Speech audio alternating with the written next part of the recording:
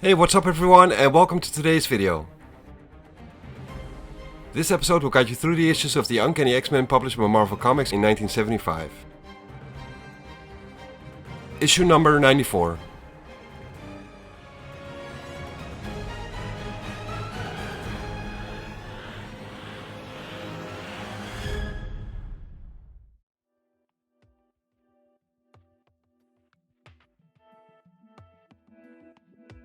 Charles Francis Xavier is an expert on mutant affairs. For years, his mansion has been a shelter and training facility for young individuals who have been trying to get their newfound powers under control, under the guise of it being a school for gifted youngsters. Using their gifts from nature, these mutants banded together to form a team of superheroes called the X-Men. And one of Charles Xavier's biggest secrets is that he himself is a mutant as well. When the original team got captured by the mutant island called Krakoa, and only Cyclops escaped, Xavier recruited several new mutants to form another team of X-Men, who would try and rescue the original team. Some of them were old acquaintances, while others were total strangers to Xavier. This new team was successful, and at the end of their adventure, Xavier found himself with a group of X-Men consisting of 13 members. We pick up the story back at the mansion, with Xavier calling the X-Men to him because he has something to tell them all. Something which might just break this man's heart.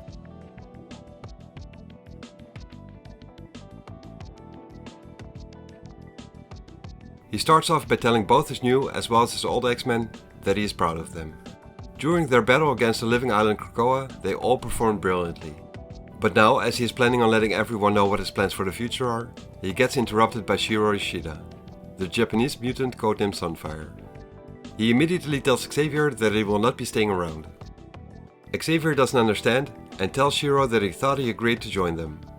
But Shiro corrects him by saying that he agreed to help him, and only just once. For Shiro, once was more than enough, and he then tells Xavier that his duty is to his country and to his emperor. He says that he cares nothing for the world Xavier has to offer him, and that he wants none of it. None of Xavier, and none of his X-Men. Xavier says that he understands, and asks if the rest of the X-Men echo Shiro's sentiment. When he asks Nightcrawler, Thunderbird and Colossus directly, only Colossus responds by saying that he does not know. But before he can finish his sentence, Aurora Monroe, the African weather goddess known as Storm, tells Xavier that they have only been together for 2 days, and that 2 days are nothing. She continues by telling Xavier that she is intrigued by his offer, and that she will stay. Wolverine will stay as well, since he doesn't feel like sitting around at the military base in Canada, waiting for a mission to come up. Shiro leaves and bids Xavier and his pack of idealistic fools farewell, but not before he tells Xavier that if he ever needs his help again, he should not come to him and look for his help, because he will refuse to do so the next time around. Xavier then asks the Irishman Sean Cassidy, otherwise known as the Banshee, if he will stay. Sean tells Xavier that even though he likes it here, he is not gonna lie to himself. Xavier's X-Men are all young people and students, and he himself is a barely literate ex-police officer, and whether he likes it or not, there are some grey hairs among his blonde ones.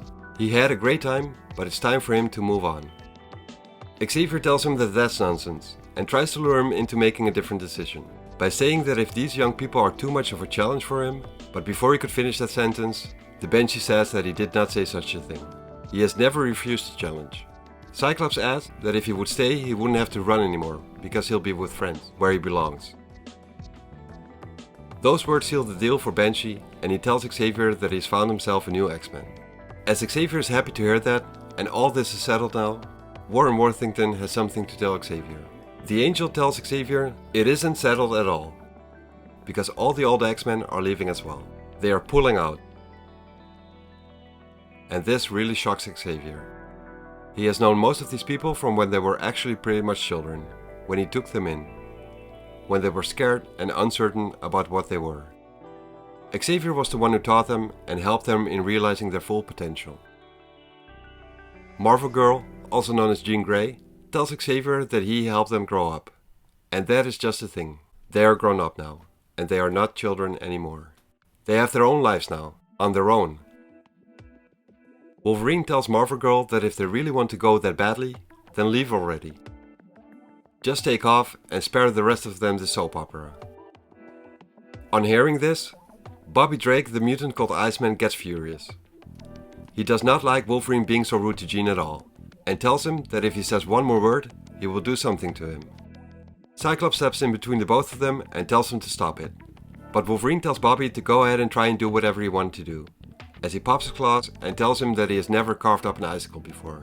Cyclops repeats himself, but this time more pressingly, and tells Wolverine that he is out of line. He tells Wolverine to put his claws away and to calm down, or he will have to deal with Scott himself.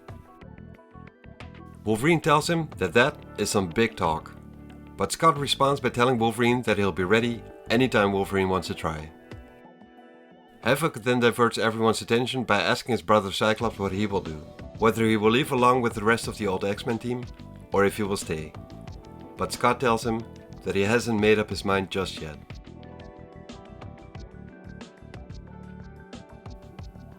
That night is a long night for Scott. He can't really sleep, but then again he doesn't really try. He is just walking around in the mansion, which has been a home for him for so many years. And while he's roaming around, he thinks, remembers, and curses.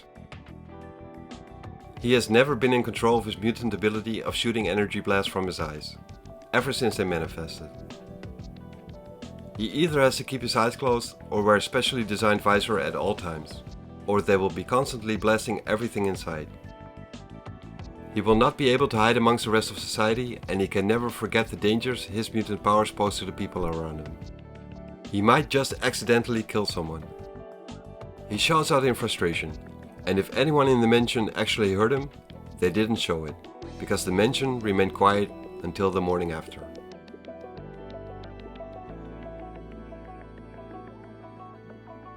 In the morning, Angel, Havoc, Iceman, Marvel Girl and Polaris have all packed their bags and suitcases. They walk down the staircase and are about to leave the mansion to try and pick up their own lives, outside of being X-Men. Scott is waiting there for them to see them out and say goodbye, and Jean mentions to him that he's still wearing his costume. He tells her that he has thought about it all night, but that he decided to stay. She tells him that she thought he probably would, but that she had hoped that he would have made a different decision. Scott then tells her that he is an X-Man pure and simple, and that this is his home and this is where he belongs. Jean tells him that maybe he does, but she no longer does. Scott tells her that he knows, and that this is a lousy situation. He says that he doesn't want to lose her, and he can't, and he tells her that he loves her.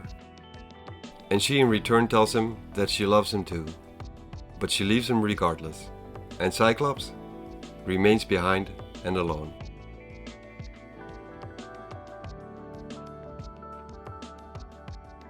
The rest of the X-Men stand outside and wish them farewell, as the car with the original X-Men inside leaves. Even though they have met only recently, they have fought together and have faced death together. This experience in itself has forged a special bond between them all. A bond that makes them comrades and even friends in a way.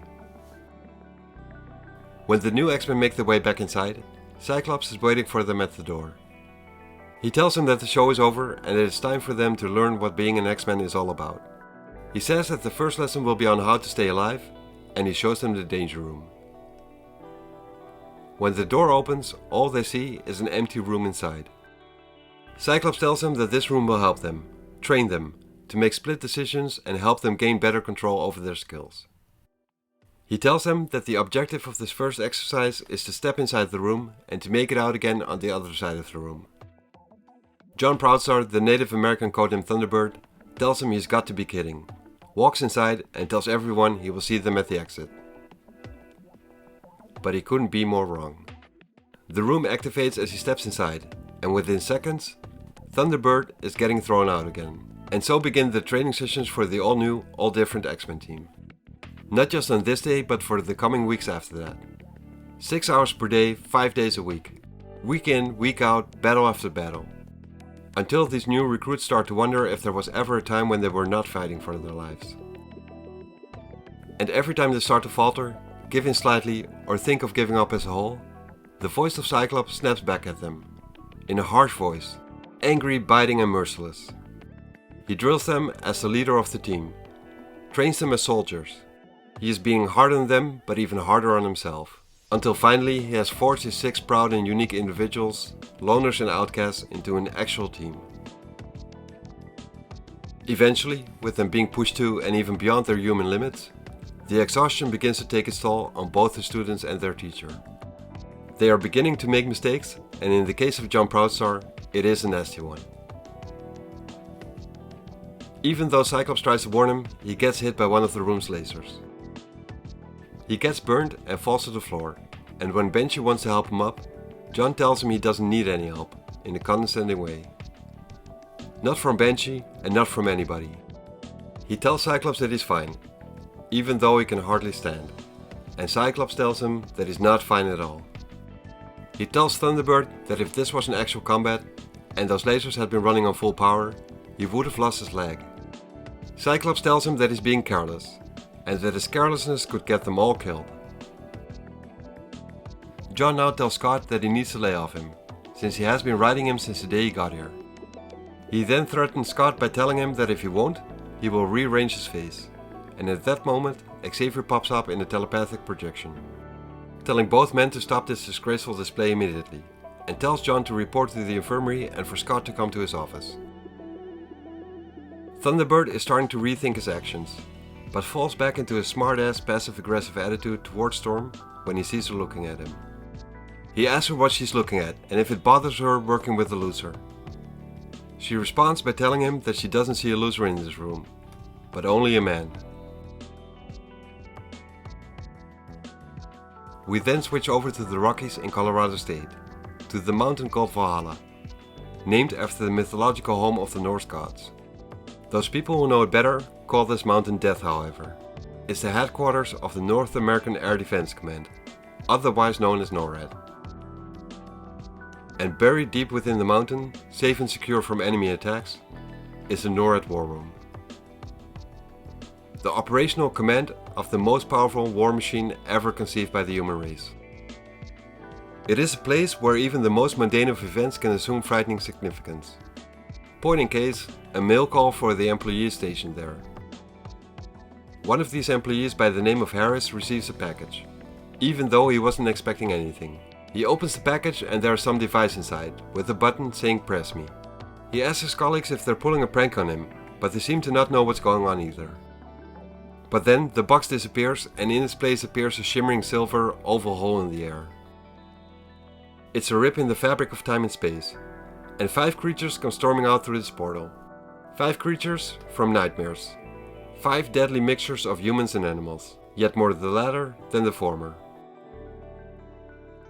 They immediately start to attack the unarmed humans inside the base, but one of them is able to phone in the intruder alert and request for every available man to hurry themselves down there. Within minutes the entire complex is mobilized and all the troops are on the move. An air police officer makes sure that every soldier knows that this isn't a drill, and tells them to hurry up. When they arrive on the scene, they tell the freaky looking creatures to freeze, telling them that if they make one wrong move, they'll end up dead. The creature called Gord is not impressed by the threat these men pose and makes his move. The others soon follow his lead, and within seconds, all of these armed soldiers are dealt with effectively. Once the battle is done, they get complimented by the Lord and Master, who turns out to be none other than Count Nefaria, an old enemy of both the Avengers and the original X-Men team. He had sent out these Any-Men to take control of the War Room, and once successful, from there, he could release an anesthetic gas through the rest of the base, disabling the remaining soldiers. And by doing this, the 6 of them are the only ones still conscious inside the base, leaving Count Nefaria triumphant, and thereby he holds the fate of the entire world in his hands. He had been thought defeated and destroyed months ago, when his assault on Washington failed, but they were all wrong. He actually escaped from prison and called in some old debts and used science to create even stronger allies than he already had. And by doing this, he was able to make these Any-Men less than human, yet so far, far more than that. By way of them taking control of this war room, they now control not simply one city, but the entire world. And now the game truly begins.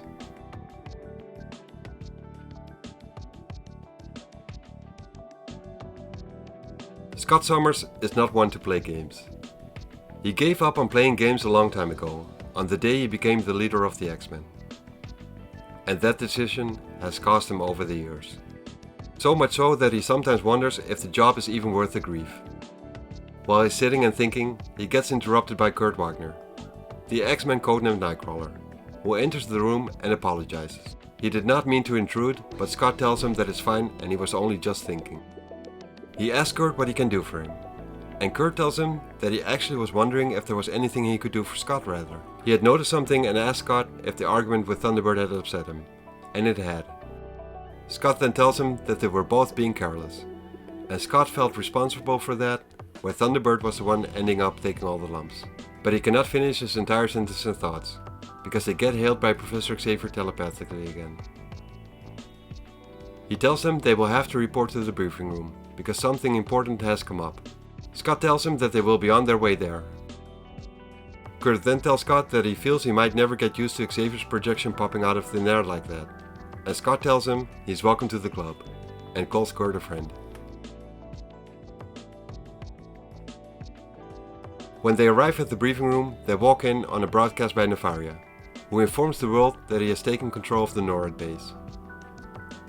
Xavier tells everyone to sit down and pay attention because this is of vital importance. Nefaria says that he has activated the Doomsmith command system, and that he now possesses operational control of America's strategic missile force. He then says that he's holding the whole of planet Earth ransom, and demands that every nation on Earth pays him an amount of money determined by each nation's ability to pay. And if his demands are not met, he will launch America's entire inventory of nuclear missiles. Wolverine says that he sounds like a nice guy, and wonders what more he has in store for the world. Right before the ending of the broadcast, Nefaria says that the world has 3 hours to decide. The screen in the briefing room then changes back to the face of Hank McCoy, the Avenger known as the Beast, who used to be a part of the original X-Men team as well. He does not recognize most of the faces of this new team, and asks Xavier what happened to the X-Men, but Charles tells him that these people are now the X-Men, and he tells Beast to please continue. When he continues, he tells Xavier that the Avengers received a distress call from the Air Force. They are not able to handle it at this very moment, and Hank figured that the X-Men could.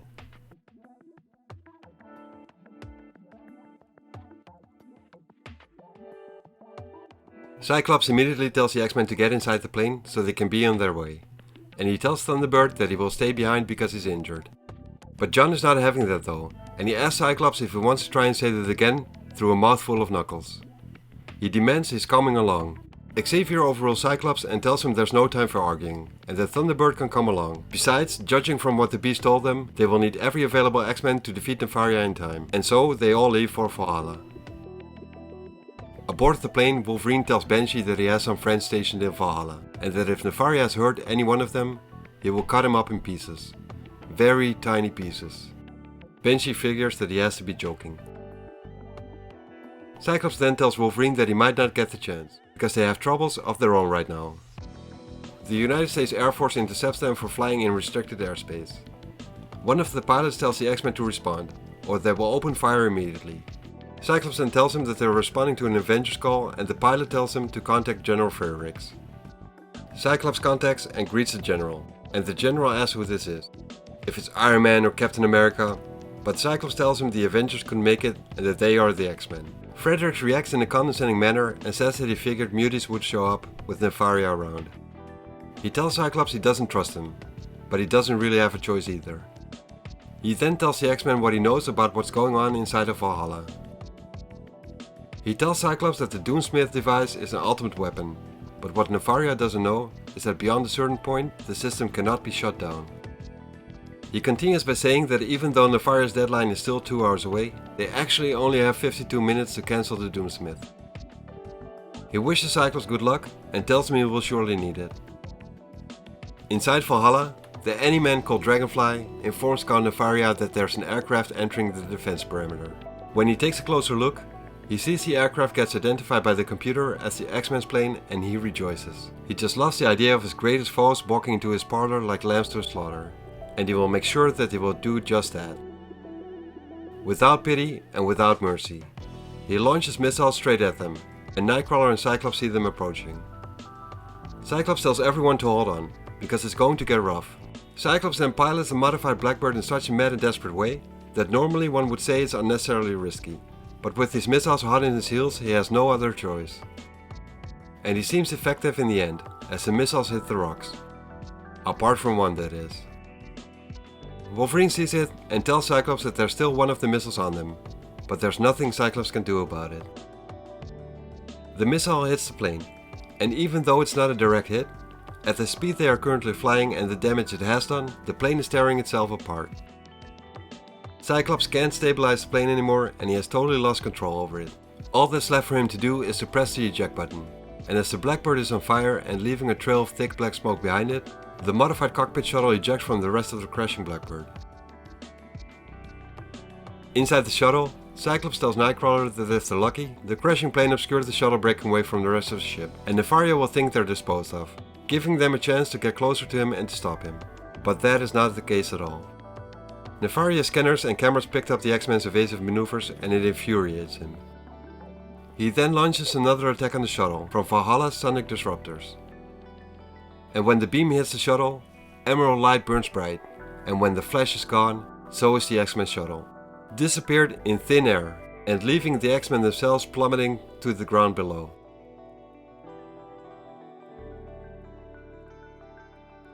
Thanks for watching this video and I hope you enjoyed it. You can help growing this channel by liking, subscribing and sharing. This tells YouTube that the videos I'm making should be recommended to others and would be very much appreciated. See you next episode.